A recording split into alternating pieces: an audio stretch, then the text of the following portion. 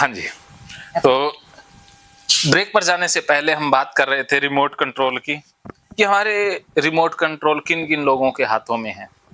तो पहले तो उनको पहचानना है कि कैसे लोग हमें नचा देते हैं।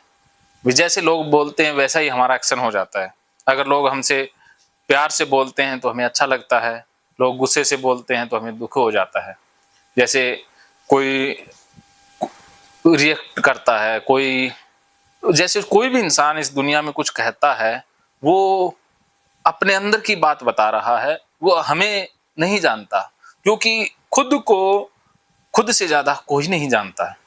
आपको अगर कोई चोर कहता है तो वो उसके अंदर का चोर ही है, वो हमें जानता ही नहीं है। तो कृष्ण के ऊपर कितने लांछन लगे, कृष्ण के ऊपर तो मायावी, छलिया, अयास, कैरेक्टरलेस ऐसे लांछन लगे जिनको आम इंसान बर्दाश्त भी ना कर पाए। तो बताइए, कृष्ण ने कभी बुरा माना? अगर बुरा मानते तो वो कृष्ण ना होते। द्रौपदी, चाहे कुंती, चाहे गंधारी, श्राप उन्होंने दिया, लेकिन उनसे लड़ाई झगड़ा नहीं किया। उनको एक माता, एक स्त्री का दर्जा उन्होंने दिया, प्यार से बात करते रहे, स्त्री जाति का वो हमेशा सम्मान करते रहे। चाहे स्त्री ने उनको कुछ कह भी दिया, लेकिन वो अपनी तरफ से गुस्सा नहीं बनाते थे, अवॉइड नहीं करते थे, अपना फर्ज हमेशा निभाते गए। जो जिसने कहा वो उसकी समस्या है, हमारी नहीं है। जैसे एक बहुत अच्छी बात कि एक साधु एक नदी के किनारे जा रहा था, तो वो देखता है कि एक बिच्छू पानी में गिरा हुआ है और तड़फ रहा है। तो साधु क्या करता है, उस बिच्छू को बाहर निकालने की कोशिश करता है अपनी अंजलि से। तो जैसे ही वो उंगली उस बिच्छू को लगाता है तो बिच्छू संत को डंक मारता है और वापस पानी में गिर जाता है। संत को बहुत दर्द हुआ। तो संत ने क्या किया, दोबारा से प्रयास किया, दोबारा बिच्छू को निकालने की कोशिश की, दोबारा बिच्छू ने डंक मारा, बहुत असहनीय दर्द हुआ, लेकिन संत ने प्रयास नहीं छोड़ा। उन्होंने फिर जैसे वो दोबारा पानी में गिरा बिच्छू, तो दोबारा उसने तिबारा प्रयास किया। तो ऐसे ऐसे करते काफी समय बीत चला। तो एक कोई व्यक्ति आया और वो कहते अरे साधु, आप समझदार होकर के भी मूर्खता कैसे कर रहे हो, कि ये बिच्छू है, आप इसको डंक मार, ये आपको डंक मार रहा है और आप बचा रहे हो। तब उस साधु ने क्या कहा होगा? डंक मारना उस बिच्छू का काम है, मेरा काम बचाना है बस। कहते बिच्छू का स्वभाव है डंक मारना। वो बिच्छू होकर के अपना स्वभाव नहीं छोड़ रहा, तो मैं संत होकर के अपना स्वभाव कैसे छोड़ सकता हूं? तो हमें इंसानों के स्वभाव, अब देखो, अब कुत्ता भौंकेगा नहीं तो वो कुत्ता होगा नहीं, कुत्ते का काम ही भौंकना है ना। सामने वाले को मत देखो, खुद आप क्या हो, आप अपनी जगह सही रहो। हाँ, तो बस आपने क्या करना है। तो वो अपने स्वभाव से मजबूर है कि उनकी पर्सनैलिटी ऐसी है, वो ऐसा ही करेंगे क्योंकि उनका स्वभाव ऐसा है ना।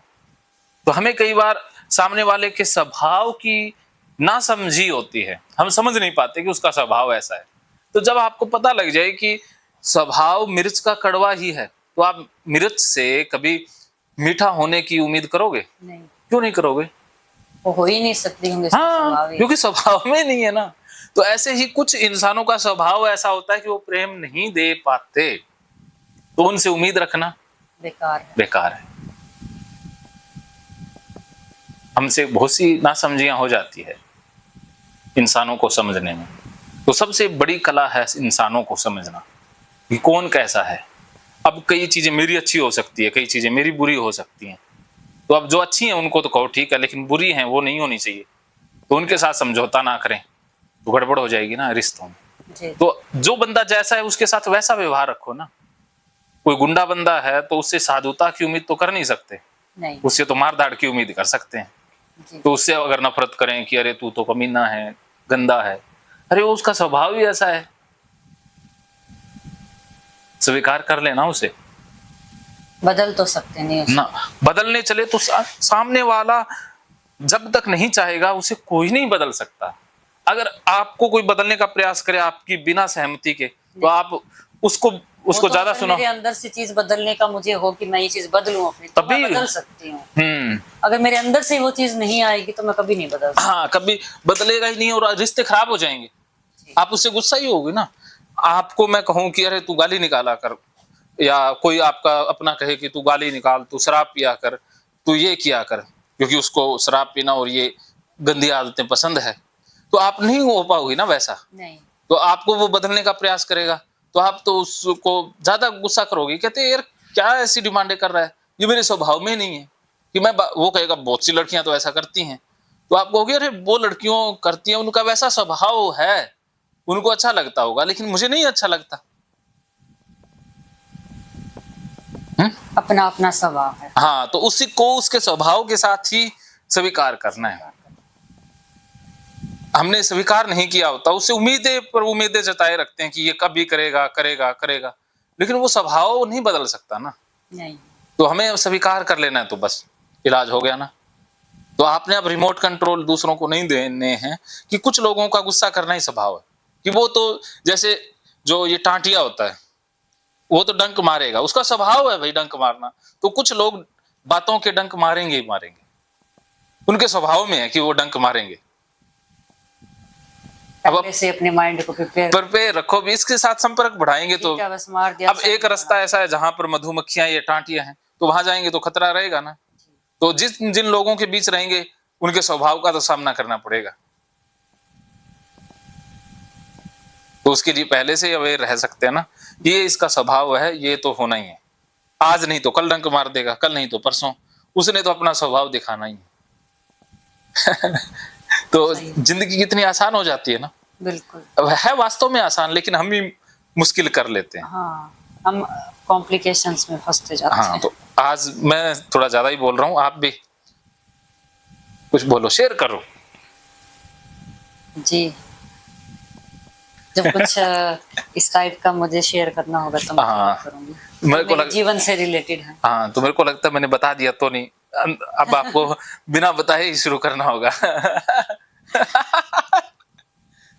कर दूंगी सर शुरू तो मैं। हाँ, नहीं ये अच्छी बात, देखो आपके साथ बात करना, ये डिस्कशन करना बहुत अच्छा रहता है, सबके साथ नहीं होता, कईयों के साथ, लेकिन आपके साथ एक कम्युनिकेशन है वो कभी ब्रेक नहीं होता है, क्योंकि आप हमेशा कम्युनिकेशन में सहभागी बनी रहती हैं, कम्युनिकेशन ब्रेक नहीं। रहना बहुत जरूरी है। हाँ, और आप नहीं तो हमें, अब आप मुझे समझा रहे हो, अगर मैं नहीं रहूंगी तो आपको ऐसा लगेगा कि मैं एक बस ठीक है, आपको भी एक टाइम पर ऐसा फील होगा कि इसे बढ़िया नाम बोले तो ज्यादा। हाँ, मैं बोलना बंद कर दूंगा, फिर मैं क्योंकि अगर मेरा ही अपने आप प्रवचनों में देता जा रहा हूँ, बेहोशी में तो चलता रहता है कि सामने वाला सुने ना सुने, अपना का तो काम करना है। हाँ। तो लेकिन इंटरेक्टिव सेशन वो होता है जब दोनों तरफ से बराबर का सहयोग रहे, अगर एक तरफ से सहयोग बंद हो गया तो वो सेशन ब्रेक हो जाएगा, बीच में बाधा आएगी। तो ऊर्जा तभी बनी रहती है ना जब बराबर चलते हैं, जैसे गाड़ी में बैलेंस तभी रहता है ना जब पहिए बराबर चलते हैं। अब एक पहिया पीछे रह जाए, दूसरा आगे भाग जाए, तो गाड़ी कहाँ जाएगी, गड़बड़ हो जाएगा सब। तो ऐसे ही है कि जीवन की गाड़ी भी ऐसी ही है,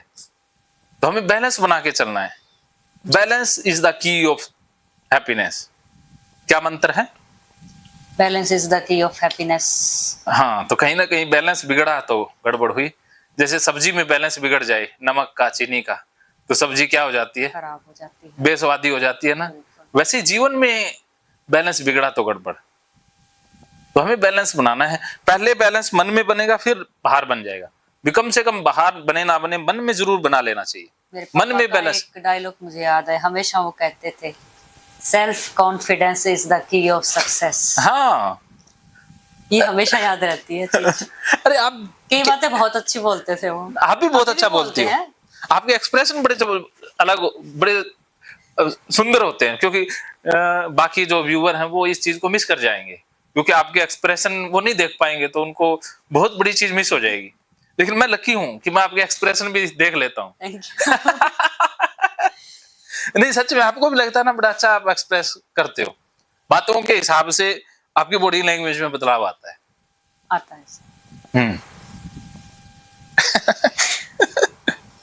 एक और भी डायलॉग है, मुझे पूरा याद, मेरा जब याद आएगा तो मैं बोलूंगी। हाँ, नहीं बोलोगे तो बड़ा अच्छा लगेगा। मैं तो कहता हूँ आप ठीक तो हो ही जाओगे, YouTube चैनल। मुझे खुद पर इतना कॉन्फिडेंस है। हाँ, तो अब आप ना, इसको लेकर ही मैं वहां से आप तक पहुंची हूँ। हाँ, बस पहुंचना आपके हाथ में था, लेकिन यहाँ से जाना आपके हाथ में नहीं है। हाँ, वो हमारी इजाजत से निकलना है। वो कहते हैं ना, मेहमान आता अपनी मर्जी से, जाता मेजबान की मर्जी से। जी। हाँ, तो आप यहाँ आए हो तो यहीं के होकर के रह जाओ, क्योंकि रह जाओगे। क्योंकि कई बार क्या है कि कहीं हम जाते हैं ना तो उस स्थान के ही होकर रह जाते हैं, ऐसा वो कुछ मिल जाता है ना, एनर्जी होता है ऐसा कुछ। कुछ वो कहते हैं ना, यहाँ की मिट्टी कुछ खास है, भारतीय मिट्टी की आबो हवा भी कुछ खास है, होता है ऐसा। सर एक वो याद आया मुझे पापा का डायलॉग, हाँ हाँ धीरे धीरे ठाकरा धीरे सब कुछ होए, हाँ, माड़ी सिंचे सो गड़ा ऋतु आए फल। फल होए, वाह जी वाह। बस जिस दिन ऋतु आ गई ना बेटा, पापा हमेशा कहते थे उस हाँ। दिन फल अपने आप लग जाए। आएंगे ही आएंगे, बस। तो हमें बस चलते जाना है, चलते रहो सुबह शाम। वो ना एक गाना आपने ना कल सुनना है, आज भी सुनना है, याद रखना। मन्ना डे का एक बड़ा सुंदर सॉन्ग है, मन फिल्म का, कि तू चले तो चले रे नदिया की धारा, तुझको चलना फिल्म के होगा, सॉन्ग मेरे सुने हुए हैं। तुझको चलना होगा। बड़ा मोटिवेशनल सॉन्ग है। और एक जो पीछे हमने श्लोकों की बात की थी ना, उस पे गाना बड़ा जचता है। वो भी एक, मेरे को याद नहीं आ रहा वो किसका है। वो कहते हैं ना, एक दिन बिक जाएगा माटी के हे वो। माहौल, एक दिन ना, वो कितना कर देता है ना अहंकार को या सारी दुखों को शांत कर देता है, कि सारी चीजें एक दिन मिट जानी है। ऐसे गाने आपने सुनने, ऐसे गाने कुछ लोगों को डिप्रेशन में ले जाते हैं, लेकिन ये गाने अगर हम गहराई से अंदर बैठा मैं लें तो सॉन्ग डिप्रेशन से पुराने ही बाहर। सुनती हूँ, सुनना 90 या हाँ, 90 से पहले के। बस अपनी काफी चीजें मिलती हैं, मेरे को भी वही अच्छे लगते हैं, लेकिन अब मनीष। का इतना नहीं है, मुझे पहले वाली चीजें ज्यादा अच्छी लगती है। और एक ये भी है कि जब हम किसी की जरूरतों का ख्याल रखते हैं ना, तो दूसरों को भी कभी ना कभी एहसास हो जाता है, वो हमारी जरूरतों का ख्याल रखने लग जाते हैं। ऐसा होता है। देखो आपके साथ हो सकता है कि कुछ लोग ऐसे होते हैं बेहोश, जिनको अपनी जरूरतों के अलावा दूसरों की जरूरतें दिखाई नहीं दिखाई देती। नहीं देती। कुछ एक ही होते हैं, सारे नहीं होते। लेकिन कुछ एक ऐसे भी मिलेंगे आपको कि आप अपनी तरफ से कर रहे हो ना, उनको भी इतनी चेतना है कि वो आपका ख्याल रखने लग जाते हैं। होता है ना ऐसा। जी। तो इसलिए देखो सारे प्रकार के लोग हैं, कि अब जिसकी चेतना नहीं जगी या जिसको समझ नहीं है कि वो आपकी जरूरत को समझे, तो उस इंसान को स्वीकार ही किया जा सकता है भी। उसको अपनी जरूरतों के अलावा दूसरों की जरूरतें महसूस नहीं होती। ये उसके स्वभाव में ही नहीं हाँ, है। स्वभाव में ही है। तो उससे गुस्सा नहीं करना, तो हाँ उसको जी, स्वीकार बहस करना, करने से तरस करना है। कभी ना कभी तो भगवान उसको चेतना प्रदान करेंगे, कभी तो समझेगा, अगले जन्म में समझेगा। इसमें ना तो अगले जन्म में समझना तो है ही, तो उसको माफ कर दो या जाने दो कि उसकी गलती नहीं है, उसकी चेतना इतनी विकसित हुई है। जी। तो बताओ कहीं कोई झगड़ा है नहीं ना। तो ये गीता की खूबसूरती है कि खुद ही बस ऐसा फील होता है कि आप शांत रहो, ठीक है, जो बोल रहा है बोलने दो। कहीं ना कहीं एक दिन वो खुद भी थक जाएगा उस चीज से। ठीक है, क्योंकि उसको ऐसा कुछ मिलेगा ही नहीं सामने से कहने के लिए, तो क्या बोलेगा, कुछ वो नहीं भी बोलेगा। थक हो जाएगा। सकता है वो भी आप जिस तरह उसकी केयर कर रहे हो वो भी उसी तरीके से भी ढल सकता है। हो सकता है, वक्त पर छोड़ दो उसको, कि वक्त समझाएगा। ये वक्त वक्त की बात। हाँ, वक्त पर छोड़ दो उसको, उसको वक्त के हाथों सौंप दो कि जब इसका वक्त आएगा ये समझ जाएगा। नहीं, अभी वक्त नहीं आया ना। नहीं अभी हाँ नहीं हाँ, आया। तो अभी हमें वक्त हमारा ये चल रहा है कि हम अलग कुछ करें, अपने बारे में सोचें। अभी वक्त की जरूरत ये है, तो वक्त के हिसाब से अपने आप को ढाल लेना है। तो कृष्ण आगे बहुत बढ़िया एक श्लोक कह रहे हैं कि विषयों के शोक व्याकुल नहीं करते वह मोक्ष के योग्य है। कि जब आपको ना विषयों के शोक है, कि जो विषय और इंद्रियों का संयोग हुआ, उससे जो दुख प्राप्त हुआ या सुख प्राप्त हुआ, जब आपको वो व्याकुल नहीं करेगा तो आदमी ठहर जाएगा। ठहर गया ना वो, जी। अब वो शांत हो गया, तो वही मोक्ष है। मोक्ष ऐसा नहीं है कि भाई मृत्यु के बाद मिलेगा या कोई भाई साधना करनी पड़ेगी। जब हमें बाहर की चीजें प्रभावित करना बंद कर देती हैं, वो एक मोक्ष ही होता वो ही मोक्ष है। ठहरना, ठहराव आ गया ना, वो मोक्ष है। यही कृष्ण कह है। रहे हैं। बाहर की चीजें अगर बंद कर दीजिए तो हम ज्यादा सुख दुख इन चीजों से बहुत ऊपर उठ जाते हैं। क्योंकि हमें ना चलाती रहती है चीजें बाहर, क्योंकि बाहर तो रोज बदलना है। इंसान भी इतने परेशान है कि वो पता नहीं कितने बीमार हैं, तो बीमार बीमार को बीमार कर रहा है, बीमार बीमार ऐसे ही चलता रहता है ना। जो जैसा वो वैसी तरीके की बात हाँ। करेगा, जो जिसके पास है वो उसी से अब रिलेटेड वही बात दे पाएगा करेगा। ना। अब आपके पास यूरो थे तो आप यूरो ही दोगे, मैं कह दूं भी आप डॉलर दो, तो आप डॉलर तो दे नहीं कहाँ से पाओगे, दे सकते हैं। है ना। तो ऐसे ही जिनके पास जो है वही देते हैं, मन में जिसके पास होगा वही देगा ना, जी। वही शब्दों में देगा। वही देगा। तो आप उनसे भी कह देंगे अरे अरे इसके पास यही था तो दे दिया ना, इसने भी तो कितना ईमानदार बंदा है, कम से कम रखा तो नहीं ना, दे तो दिया। जी। हाँ, तो ये इस तरह से आप सोचेंगे तो फिर झगड़ा नहीं होगा। जब आप ईगो को मजबूत कर लेते हैं ना कि इसने मेरे को टारगेट किया है, वो सामने वाला हमें कह तो रहा है लेकिन वो कह अपनी बात रहा है, वो जैसा वही बता रहा है, वो कह रहा है कि मेरे को समझो, हम कह रहे हैं मेरे को समझो, तो इसी चक्कर में कोई समझ नहीं रहा है, हो जाती है चीजें, गड़बड़ होती है, बहुत सी गलतियां होती हैं। तो कृष्ण कह रहे हैं असत्य वस्तु की तो सत्ता ही नहीं है और सत्य का अभाव नहीं है। इस प्रकार इन दोनों का ही तत्व ज्ञानियों द्वारा, पुरुषों द्वारा देखा गया है। देखिए सच क्या है, झूठ क्या है, उसका ज्ञान हो जाना ही ज्ञानी है, तत्व ज्ञानी, कि जो ये तत्व मिलते हैं आपस में और इनके संयोग से कुछ चीजें पैदा हो जाती हैं। जैसे अंगूर और गुड़ और पता नहीं क्या चीज मिल जाए, बियर वगैरह, बियर या शराब बन जाती है ना, वो तो है तो तत्वों के मेल से। और वैसे आप गुड़ खा लें तो मीठा होता है, तो है तो ये सारी चीजें ही ना, भी कुछ चीजें कभी पैदा हो गई। ये असत्य चीज है कि दो तत्वों के मिलने से तीसरी चीज पैदा हो गई, तो ऐसे चीजें बदलती रहती हैं। और सत्य क्या है कि जो नियम, जो परिवर्तन का नियम है कि सब कुछ बदल रहा है, ये एक नियम नहीं बदलता, बाकी सारी चीजें बदल जाती हैं। तो उसको सच का भी पता होता है, झूठ का भी पता होता है कि सच क्या है झूठ क्या है। जिसको ये पूरा मामला ही क्लियर हो गया तो अब वो परेशान नहीं होता। लेकिन हमें जो झूठ है वो सच नजर आता है, सच का पता ही नहीं है। तो सच कितने प्रकार के होते हैं? सच के भी प्रकार होते हैं। कितने प्रकार के होते हैं? 3 प्रकार के। Number 1 universal truth.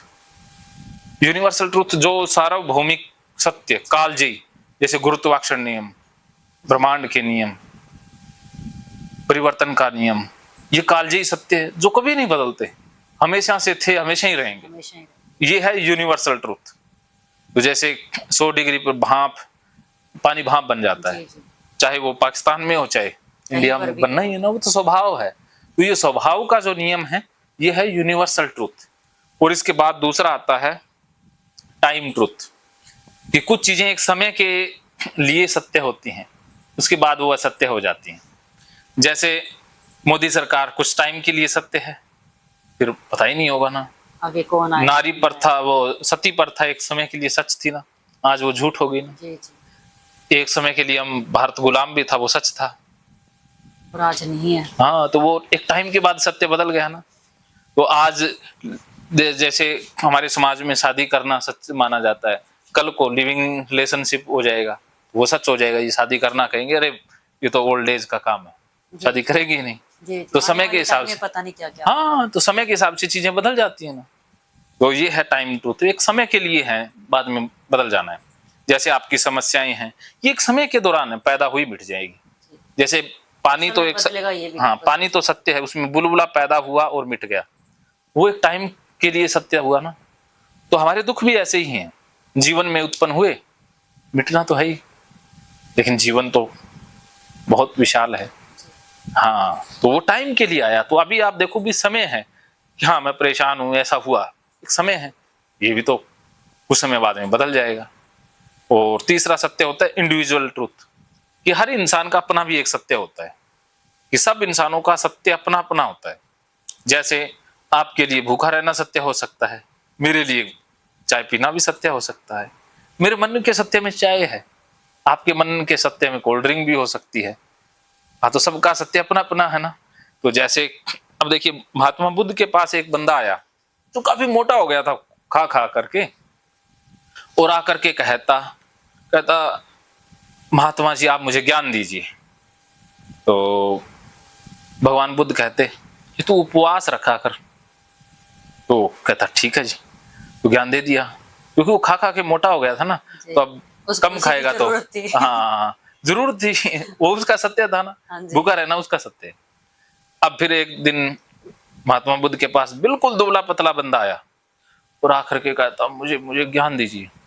वो चला भी नहीं जा रहा था उससे। तो महात्मा बुद्ध कहते कि खूब खाया कर, जम के खाया कर। तो वो भी चला गया। तो अब आनंद उसके पास ही रहा करता था, उसका शिष्य था एक आनंद। तो वो पूछता, कहता है अरे महात्मा जी आप क्या कर रहे हो, आपने उसको खाना खाने को कह दिया, इसको भूखा रहने को कह दिया, इससे क्या मतलब हुआ, ये क्या ज्ञान हुआ। तो आनंद कहते इससे तेरे को कोई मतलब, तेरे को कुछ नहीं कहा ना। कहते मेरे को तो नहीं कहा, लेकिन बताओ असली बात क्या है। तो वो कहते कि तो ये मोटा हो गया ना, तो इसका भूखा रहेगा तो शांत रहेगा, खुश हो जाएगा, वही ज्ञान है। और ये खा ही नहीं रहा, उपवास ही कर रहा है, तो जब खाएगा दूसरा तो वो भी शांत हो जाएगा, खुश हो जाएगा, तो ज्ञान मिल गया ना। तो इसी तरह से सबका अपना अपना सत्य होता है।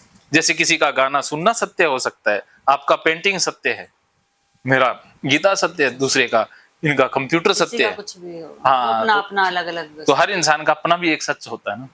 तो हमें तीनों सत्यों का पता हो तो फिर आसान हो जाती है जीवन।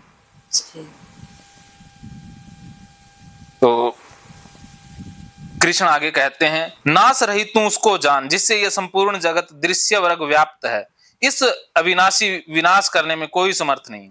देखो कितनी बड़ी बात कही है, बहुत बड़ी बात कह दी है कि जगत दृश्य वर्ग नाश रहित तू उसको जान, कि जो दिख रहा है वो सारा ही नाश रहित तू उसको जान जिससे ये संपूर्ण जगत दृश्य वर्ग व्याप्त है।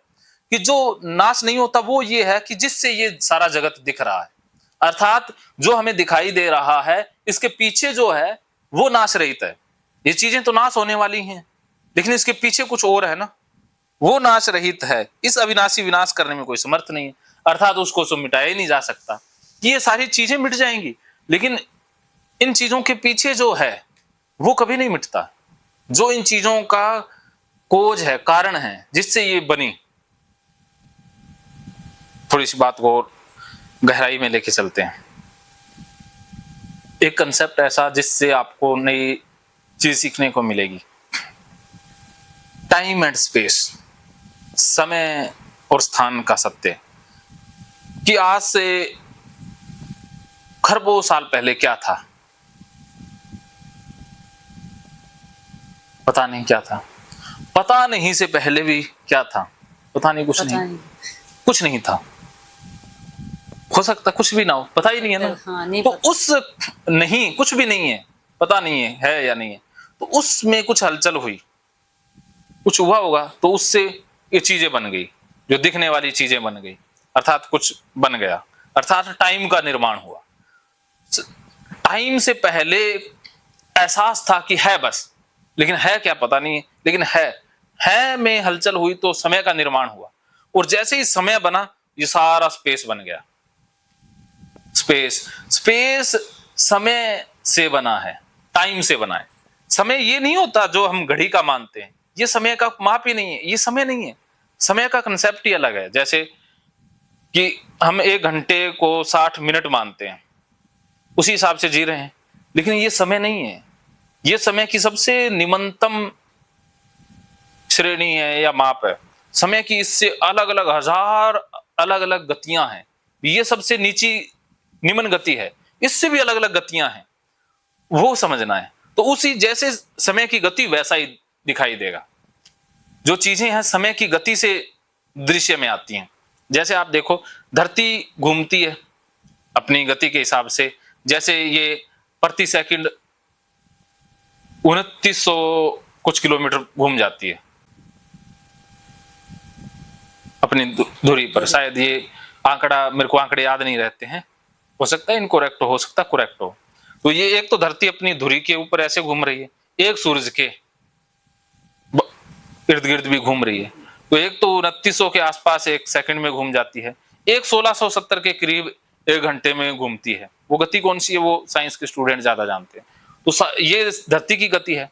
अब मंगल ग्रह अपनी अलग ही गति से घूम रहा है, सारी चीजें इस स्पेस में अलग अलग गति में चल रही है ना।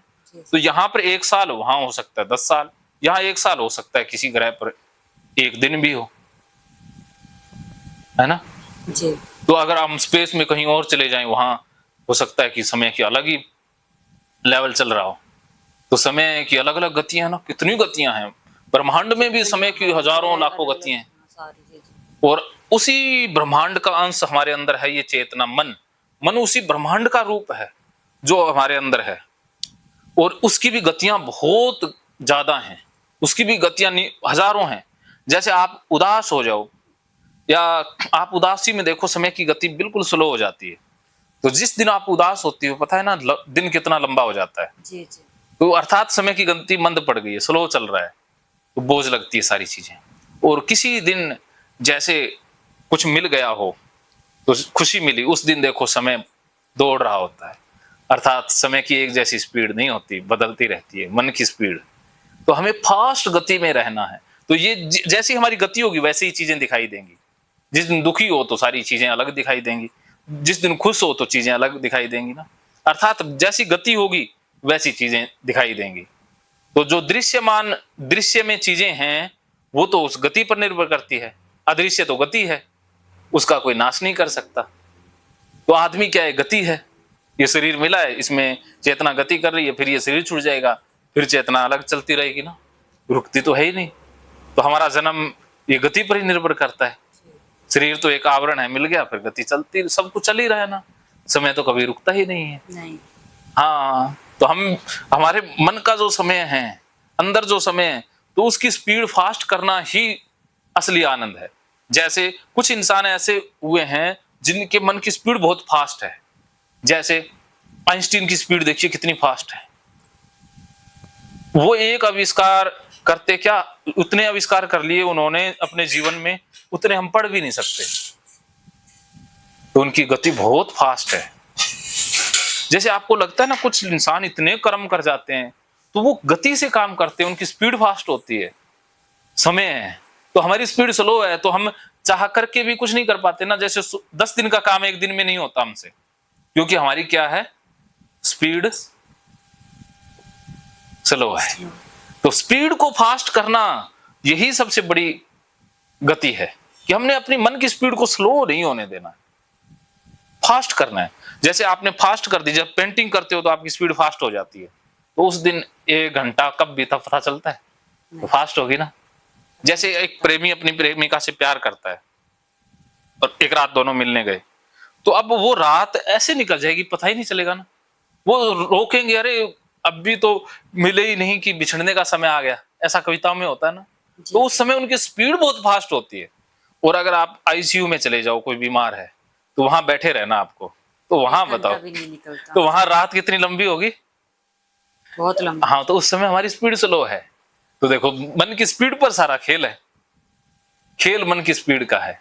और मन की स्पीड क्यों स्लो होती है, क्योंकि हमने मन में डाटा भर लिया है।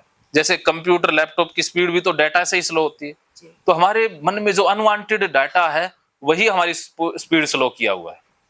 तो अब उस डाटा को डिलीट करना है। तो जैसे आपके मन की स्पीड में कुछ रोड़े अटक गए हैं, जैसे कुछ रिश्ते ऐसे हैं, कुछ पर्सन ऐसे हैं जिन्होंने स्पीड को खींच लिया, क्रैक कर दिया, तो उन रोड़ों को अटकाना है, फिर मन स्पीड में आ जाएगा। तो उनको डिलीट करना है, उनको डिलीट कर दो जीवन से, अपने जीवन से डिलीट, पूरी तरह से डिलीट, निकालो उनको, फिर आप स्पीड में आ जाओ। देखो जब शादी नहीं हुई थी उससे पहले आपके वो मन में डाटा में नहीं थे ना, तो कोई फर्क पड़ा। लेकिन जैसे ही आए तो वो मन में आए ना, तब दिखाई दिया। इस दुनिया में एक वांगचू नाम का आदमी है, क्या आप जानते हो? हाँ, क्यों नहीं जानते? क्योंकि वो डाटा नहीं है ना हमारे पास।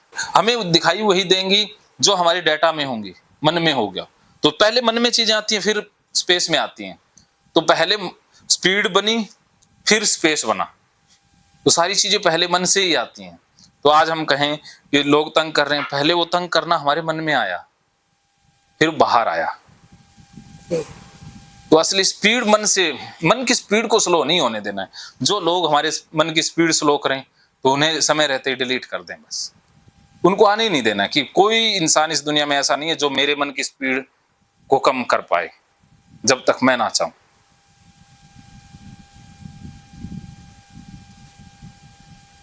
क्या समझे? मन की स्पीड पर। हाँ, तो डाटा डालना ही नहीं है। जैसे कोई बंदा है, लड़का है, उसने एक लड़की का डाटा डाला, उसने बस स्पीड स्लो की, तो डाटा तो उसने ही डाला ना।